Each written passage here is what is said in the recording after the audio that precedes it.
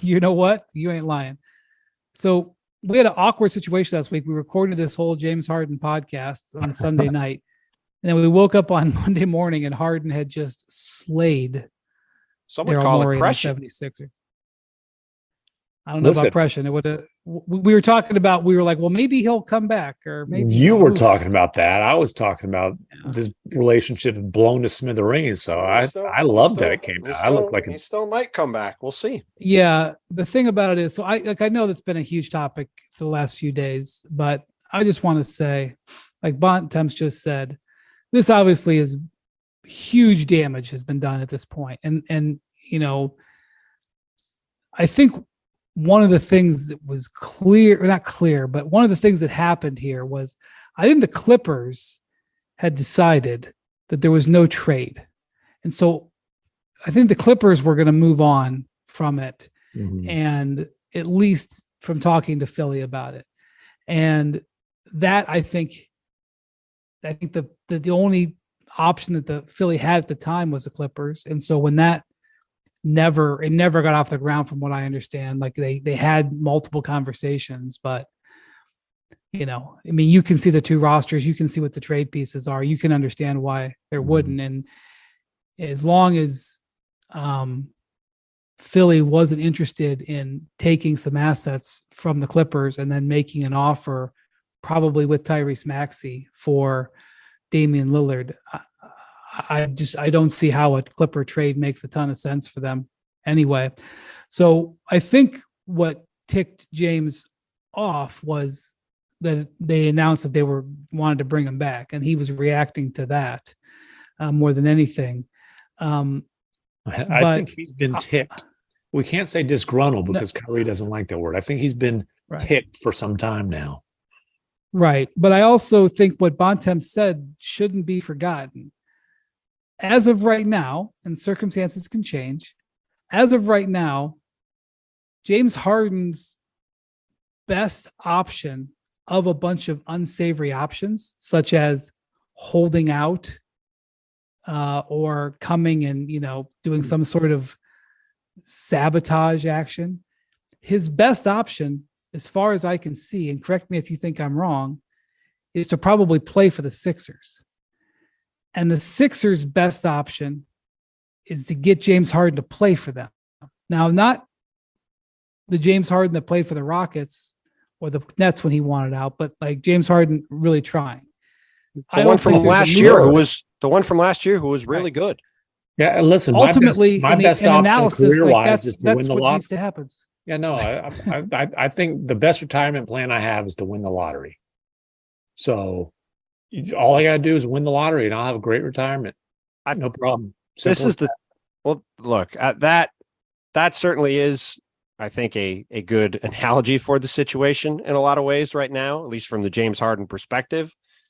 The problem that James Harden has is, and we talked about this a little bit the other day, if you look at this situation, and when he opted into his contract, what he did was remove a lot of different avenues that this could potentially go, right? So now he's opted into this deal. You can't extend off that contract. You can't give him more money. So those options are off the board. In terms of trading him, there's not a team in the league that wants James Harden. Now, I would say there's not. That's not true. That's not true. That's not true. Well, let me finish. Okay. When I say that a team doesn't want James Harden, I'm not saying teams won't take James Harden. There are teams that will take James Harden and have him on their team for the right price.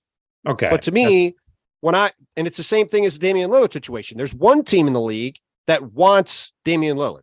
That's the Miami Heat. Clearly, they're the one team that we know of that's really willing. Either. But again, when I say that, I'm saying is willing to pay a significant price to trade for him. We're playing semantics here, but there's a lot of teams that would be happy to have James Harden or Damian Lillard. But again, when you say there's not a team that's willing to give up significant value for James Harden. But that's what I'm saying. Different, but fine. Well, but that's what I'm saying. Wants is in not I'll have him, but I want to get him.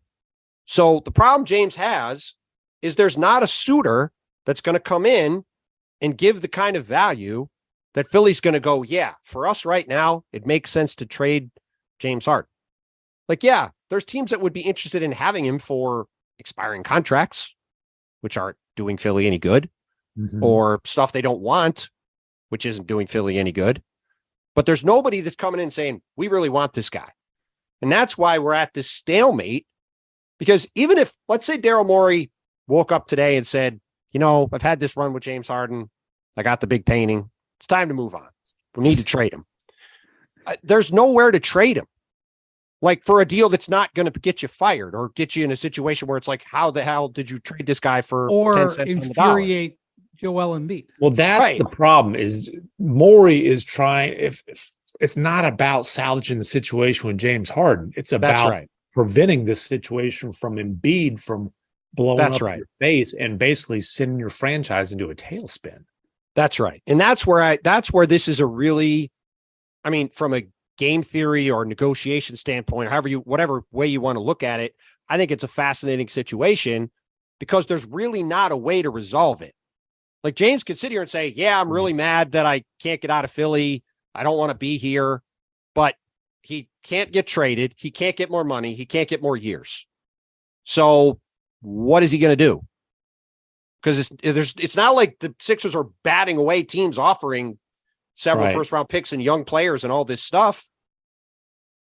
And They're for just sitting here Morey, going, what do we do? Morey would rather have a big mess that maybe he can figure out a way to clean up than make a bad trade.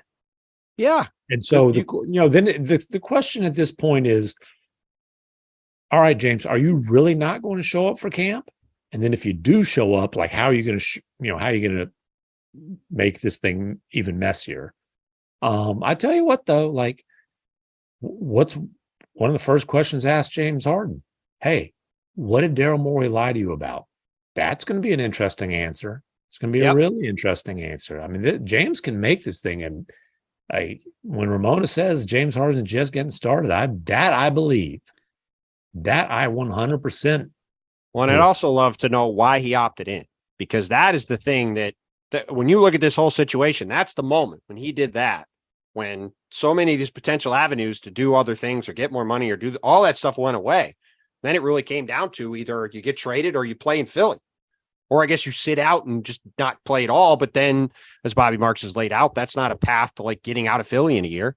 Yeah, listen, since Yeah, Rob because Pelinka if he doesn't report to the team for 30 days after the start of the season, the Sixers can block him from becoming a free agent. This is a thing in the CBA to remove the idea that you could hold out and wait out your contract. So he literally would lose his free agency and potentially lose the money of this last season if he just said, I'm not going to show up until you trade me. Yeah. So the answer to that, if you're fighting fire with fire, is to show up and tank. Cause unholy Undercut hell. the team. Yeah. He's experienced doing that. I would say Yeah. since Rob Pelinka went to the Lakers and he repped James Harden among others, obviously, Harden has opted not to have either an agent at all or, a power agent and, a big name agent. And he's saved a lot of money in commission over the years. And I think it's come back to bite him with this situation. Well, I will again say Philly was not that far away from winning the East last year. Now, if you're a Heat fan, you may think that your team would have won against the Sixers just as they won against the Celtics. I can't prove that. I saw the Heat go up 3-0. Maybe they were so red hot that they would have beaten Philly. Let's just look at the East for a second. Let's just look at it quick, right? But Milwaukee brings everybody back, but their guys are all a year older. Giannis just had knee surgery. Let's see where they're at this year. They also fired Mike Budenholzer, hired Adrian Griffin, never been a head coach. We'll see how that goes. Boston makes this wild swing of a trade, doing Marcus Smart for Kristaps Porzingis, probably raises their ceiling, also undoubtedly lowers their floor. They've got a lot of injury-prone guys, a lot of guys with injury questions on their team. Could be great, could be a step back. You've got Miami doesn't re-sign Gabe Vincent, doesn't re-sign Max Strus, hasn't traded for Dame. Like, they're not as good as they were last year. Like, if James Harden just shows up and is willing to play this year, Philadelphia should be right there with these other teams. When James Harden's telling you he's quitting, believe him. No, I'm not saying I'm not trying to say he's going to show up and play. I'm simply pointing out if he was committed to this team for this season, let's say he'd opted out and re-signed for 3 years and the Kyrie number, and he was happy, right? You could look at this Philly team and say, there's every reason to think this is the year they break through. They hire Nick Nurse, guy who's proven to be very good in the playoffs, making adjustments. Joel is back. Tyrese Maxey should get better. They can find more ways to get more out of Tobias Harris. PJ Tucker was very good in the playoffs last year. Like, you could say, hey, this team they got DeAnthony Melton, one of the best reserve guards in the league, coming off the bench. Like, you could say they have all the pieces to finally break through. But as only could happen in Philly for the 12th straight year, the offseason is chaos. And James Harden is mad. We have no idea if he's going to show up or if he is going to try to light the place on fire if he does show up. And that there's no guarantee they're going to have any kind of success this year. It's just like, it's just crazy because they weren't that far away. And now they feel like oceans away with all this going on. But you know what? He's selling a whole lot of wine in China. That was amazing. If you don't know what they're referring to, he was on a Chinese social media platform, or at least a video platform. I don't know how you pronounce it. It's like TikTok. Yeah, I'm not sure how you pronounce it. But he had apparently 10,000 bottles of his wine to sell. Mm-hmm. And there was a very popular influencer who was in there, and there was a bunch of people there. And look, I don't know the commerce logistics about like how long the you could actually buy before it opened, but they put the wine on sale, and in 10 seconds, the Chinese audience bought 10,000 bottles of wine, selling it out. It registered as sold out within 10 seconds. And look, I don't know how that all works, but let's just say James Harden was. How many bottles of allowed wine was there to be bought? How many was it? Well, he's about windy math, 8,000, I think. I was going to say, 8,000.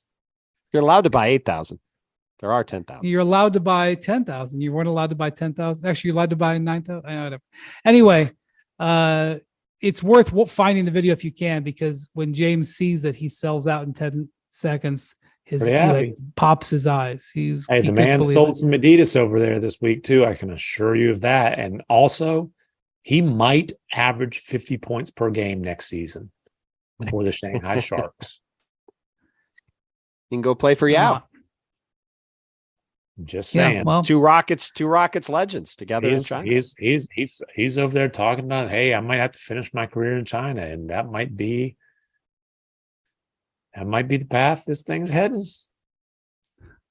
As Delonte West once told me, I asked Delonte, I saw him in Dallas.